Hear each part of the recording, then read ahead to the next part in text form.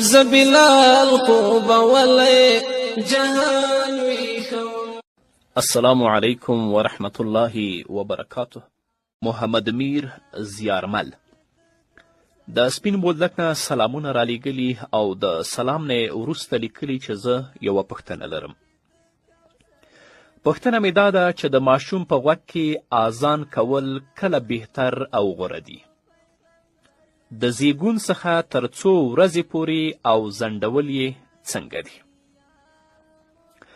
زیارمل صاحب، د ماشوم په راسته غوږ کې آذان او په چپه غوږ کې اقامت کول دا سنت طریقه ده.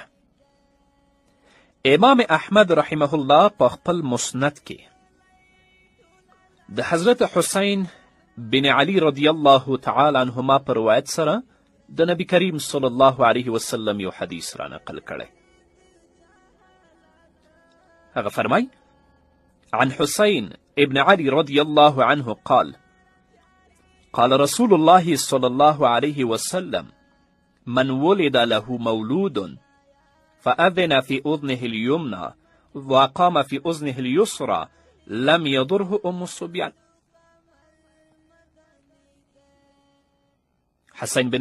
حسین ابن علی رضی الله تعالی عنهما فرمای چې نبی کریم صلی الله علیه وسلم وفرمایل: چاکره چې ماشوم پیدا شي او هغه یې په ښي غوږ کې آذان وکړي او په چپ غوږ کې ورته اقامت وکړي، نو ام صبیان دې ته هیڅ کم تکلیف نشي رسولی.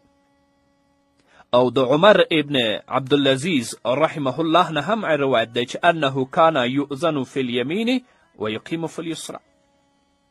هغه به هم د ماشوم په ښي غوږ کې آذان کوه او په چپ غوږ کې به یې ورته اقامت کوه.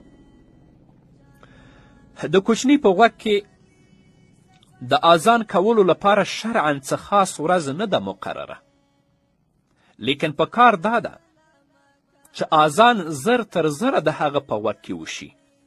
که چیرې په غفلت او ناخبرتیا او ناخلاصي سره آذان پاتې شي، څه وخت چې فرصت پیدا شي باید آذان د ده په غوږ کې وشي. وخت ورته مقرر نه دی، لکن څومره زر چې د ماشوم په ښي غوږ کې آذان او په چپ غوږ کې اقامت وشي دا بهتره ده.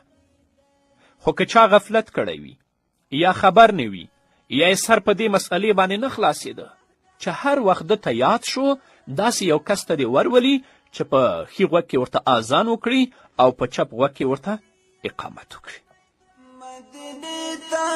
مهاجر زما جانا درغلی قربان دې سما مسافر ستړی سما درغلی.